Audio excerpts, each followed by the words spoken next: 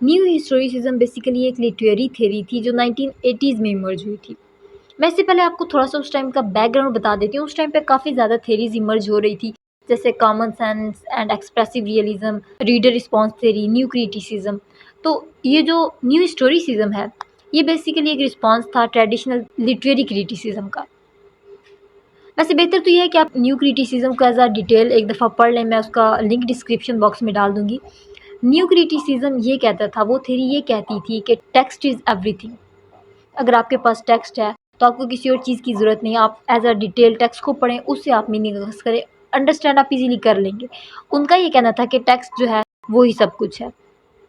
जो new historicism literary theory है, ये कहती थी कि हिस्टोरिकल या कल्चरल कॉन्टेक्स्ट के बिना हम लोग किसी भी कोई भी जो लिटरेचर है, हम उसको अच्छे से अंडरस्टैंड नहीं कर सकते।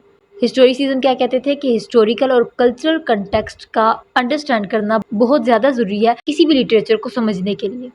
अच्छा, इसको हम as a long question prepare कर रहे हैं, तो इसमें सबसे पहले मैं बात करूँगी की प्रिंसिपल्स की, इसमें कौन-कौन से आ जाते हैं, इसमें कौन-कौन से मेन प्रिंसिपल्स हैं। उसके बाद हम इनके फीचर्स की बात करेंगे, फिर हम एप्लीकेशंस की बात करेंगे, ये किस तरह अप्लाई हुआ है, इसमें कौन-कौन से फिर बेनिफिट्स की बात करेंगे कि इसमें क्या-क्या बेनिफिट्स हैं, और इसमें जो पोटेंशियल चैलेंजेस हैं, जो हम चैलेंजेस फेस करते हैं न्यू हिस्टोरिसिज्म में, वो क्या हैं।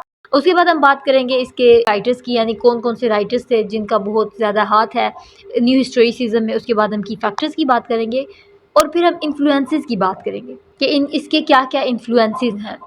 तो चलिए इसे स्टार्ट करते हैं। सबसे पहले हम बात कर लेते हैं इसके की प्रिंसिपल्स। हिस्टोरिसिज्म हिस्ट्री आप देख लें कि इसमें बेसिकली बात होगी हिस्टोरिकल बैकग्राउंड की होगी, कल्चरल बैकग्राउंड की होगी। तो इसमें सबसे पहला जो प्रिंसिपल है वो है कंटेक्चुअलाइजेशन।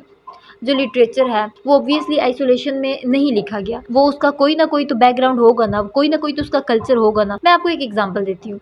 अब वार से पहले का लिटरेचर और वार के बाद के लिटरेचर में आप बहुत ज़्यादा चेंजेस देखेंगे। अब जो वार के बाद वाले लिटरेचर है, अगर हम उसको उसकी हिस्टोरिकल कंटेक्स्ट को देखेंगे तो हमें वो लिटरेचर ज़्यादा अच्छे से समझ आएगा। तो इसका मतलब यह है कि लिटरेचर को अंडरस्टैंड करने के लिए हमें उसका हिस्टोरिकल और कल्चरल कंटेक्स्ट का पता होना बहुत ज़रूरी है, क्योंकि वार से जो पहले का लिटरेचर है उसमें इतनी टेंशन नहीं पाई जाती, जो मैंने खुद बजाते खुद नोट किया है। जो वार के बाद वाला लिटरेचर है उसमें ज़्यादातर पेसिमिज्म है, उसकी जो अप्रोचेज़ है वो ज़्यादातर पेसिमिस्ट अप्रोचेज़ है वार के बाद का जो लिटरेचर है। तो हमें हिस्टोरिकल और कल्चरल कंटेक्स्ट अगर देखा जाए तो हमें जो लिटरेचर है या कोई भी टेक्स्ट है वो अच्छे से समझ आएगी। उसके बाद आ जाता है इंटरडिसिप्लिनरी अप्रोच।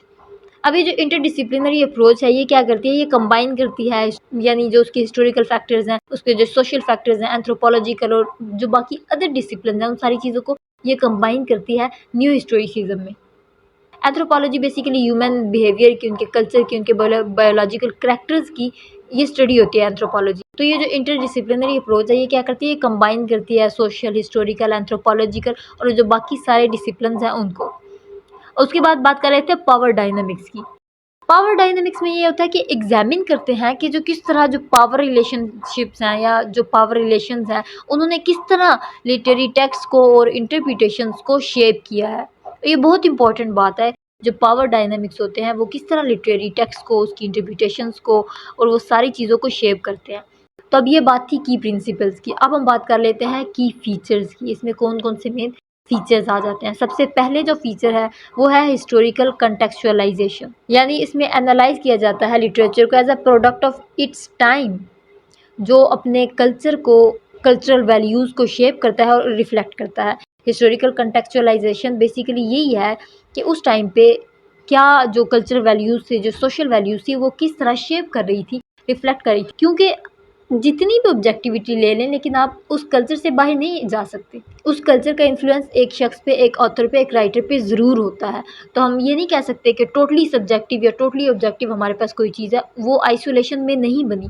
कोई भी लिटरेचर है वो आइसोलेशन में नहीं बना, वहाँ पे कोई ना कोई कल्चर कंटेक्स्ट था, बैकग्राउंड था। तो ये जो हिस्टोरिकल कंटेक्चुअलाइजेशन है ये बेसिकली ये कहती है कि जो वर्क है या जो लिटरेचर है वो उस टाइम की प्रोडक्ट है, उसका जो कल्चरल वैल्यूज़ थी उन्होंने शेप किया था, उन्होंने रिफ्लेक्ट किया था उस लिटरेचर को।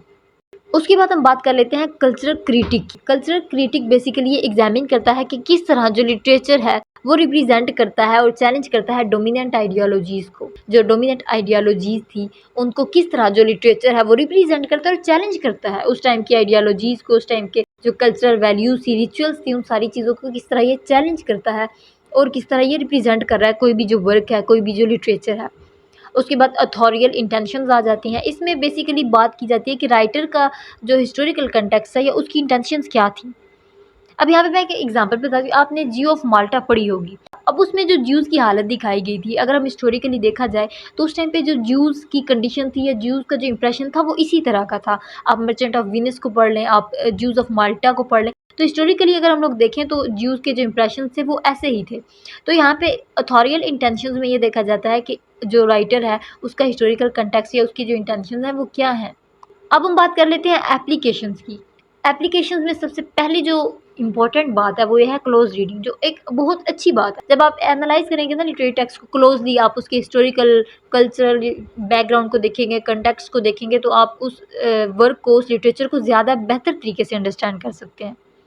उसके बाद हिस्टोरिकल रिसर्च की बात आ जाती है। इसमें एग्जामिन किया जाता है कि हिस्टोरिकल कंटेक्स्ट को, यानी वो टाइम जिस टाइम पे ये टेक्स्ट लिखा गया था। मैंने ऑलरेडी आपको बताया है कि हम हिस्टोरिकल कंटेक्स्ट, जैसे वार की बात कर लेते हैं, हम लोग हिस्टोरिकल कंटेक्स्ट देखेंगे। अब ये जो टेक्स्ट है फॉर एग्जांपल ये लिखा गया है, वार के बाद लिखा गया है, वार के पहले लिखा गया है, वार के दौरान लिखा गया है, इसमें क्या क्या बातें आ जाती हैं।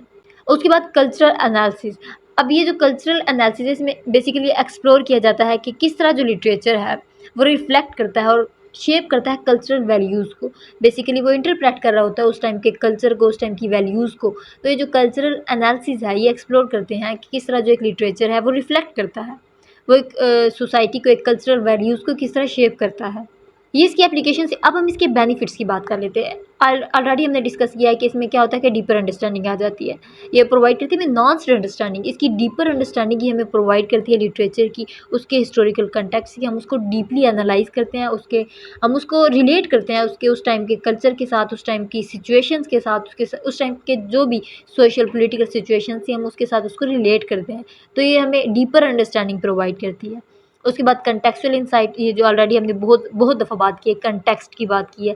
ये रीडर को हेल्प करती है कि वो अंडरस्टैंड कर सके उस टाइम के कल्चर को, उस टाइम के जो हिस्टोरिकल फोर्सेस थी जिन्होंने लिटरेरी टेक्स्ट को शेप किया, उन सारी चीज़ों को ये जो रीडर है वो अंडरस्टैंड कर सके। अब मेन चैलेंजेस की बात कर लेते हैं जो न्यू हिस्टोरिसिज्म में मोस्टली चैलेंजेस फेस करने पड़ते हैं। उसमें कॉम्प्लेक्सिटी आ जाती है। ऑब्वियसली आप इंटरडिसिप्लिनरी नॉलेज और क्रिटिकल थिंकिंग, वो सारी हमें चीज़ें ज़रूरी होती हैं इसको अंडरस्टैंड करने के लिए, इसके हिस्टोरिकल कंटेक्स्ट को स्पेशली। तो ये एक कॉम्प्लेक्स सिस्टम है, समटाइम्स ये बोरिंग भी हो जाता है। तो ये सबसे बड़ा चैलेंज है जो न्यू हिस्टोरिसिस्ट जो हैं वो फेस करते हैं। उसके बाद सब्जेक्टिविटी आ जाती है। इंटरप्रिटेशंस जो होती हैं वो सब्जेक्टिव हो सकती हैं। अब हर इंसान की एक जैसी इंटेंशंस या उनकी इंटरप्रिटेशन सेम नहीं होती, सब्जेक्टिविटी आ जाती है। तो ये जो दूसरा चैलेंज है वो ये है कि इंटरप्रिटेशन जो है वो सब्जेक्टिव होती हैं, वो इंडिविजुअल के अपने जो उसका अपना पर्सपेक्टिव है उससे इन्फ्लुएंस होती हैं। अब हम की राइटर्स की बात कर लेते हैं। उसमें जो मेन राइटर्स आ जाते हैं उसमें सबसे पहले आ जाता है स्टीफन ग्रीनब्लाट। ये जो फिगर है ये बेसिकली लीडिंग फिगर है न्यू हिस्टोरिसिज्म में। इनका जो मेन वर्क था वो था अबाउट रिनाइसेंस लिटरेचर और कल्चर से रिलेटेड, उसकी वजह से ये मेनली जाने जाते हैं। उसके बाद लुइस मोंट्रोस आ जाते हैं। इनकी जो कंट्रीब्यूशन है उनमें मतलब न्यू हिस्टोरिसिज्म की डेवलपमेंट में इन्होंने बहुत ज़्यादा कंट्रीब्यूट किया। इन्होंने बेसिकली फोकस किया था रिलेशनशिप बिटवीन लिटरेचर और पावर, पावर और लिटरेचर के दरमियान जो रिलेशनशिप है उसको इन्होंने बेसिकली उसके ऊपर इन्होंने ज़्यादा फोकस किया था। उसके बाद आ जाता है कैथरीन गैलागर। इन्होंने क्या किया था कि इन्होंने एक्सप्लोर किया था इंटरसेक्शन लिटरेचर और हिस्ट्री का। इनका जो बेसिक मतलब फोकस था वो इंटरसेक्शन था of literature and history, particularly in the context of 19th century England. इन्होंने क्या किया था, इंटरसेक्शन लिटरेचर और हिस्ट्री का किया था, पर्टिकुलरली ये 19th सेंचुरी का जो इंग्लैंड है उसके ऊपर इन्होंने ज़्यादा फोकस किया था। हमने ऑलरेडी वैसे एक फैक्टर्स की हमने बात की, हम दोबारा एक दफ़ा देख लेते हैं। उसमें सबसे पहले कंटेक्चुअलाइजेशन आ जाता है, अंडरस्टैंडिंग के लिटरेचर और उसका हिस्ट्री के साथ या उसका हिस्टोरिकल और कल्चरल क्या कंटेक्स्ट है। फिर पावर डायनामिक्स आ जाती हैं, एनालाइज करना कि किस तरह पावर रिलेशंस ने लिटरेरी टेक्स्ट को, इंटरप्रिटेशंस को शेप किया है। फिर उसी तरह इंटरडिसिप्लिनरी अप्रोच आ जाती है, यानी कंबाइन करना लिटरेरी एनालिसिस को हिस्ट्री के साथ, सोशियोलॉजी के साथ, एंथ्रोपोलॉजी के साथ। अब हम इसके इन्फ्लुएंसेस की बात कर लेते हैं। इन्फ्लुएंसेस में सबसे जो बड़ा नाम है वो माइकल फोकॉल्ट का है। उनका जो वर्क था पावर एंड नॉलेज, उसने न्यू हिस्टोरिसिज्म को इन्फ्लुएंस किया था। उसके बाद रेमंड विलियम्स आ जाते हैं। इनका जो वर्क था वो बेसिकली कल्चरल मटेरियलिज्म, और इनका जो बेसिक एम्फेसाइज था वो हिस्टोरिकल कंटेक्स्ट का था। इन्होंने हिस्टोरिकल कंटेक्स्ट के ऊपर बहुत ज़्यादा एम्फेसाइज किया था, जिसने न्यू हिस्टोरिसिज्म में बड़ा कंट्रीब्यूट किया है। तो ये था हमारा आज का लेक्चर। आई होप आपको इसकी समझ आई होगी। अगर वीडियो पसंद आई हो तो इसे लाइक और सब्सक्राइब जरूर कीजिएगा। अगली वीडियो तक के लिए अल्लाह हाफिज़।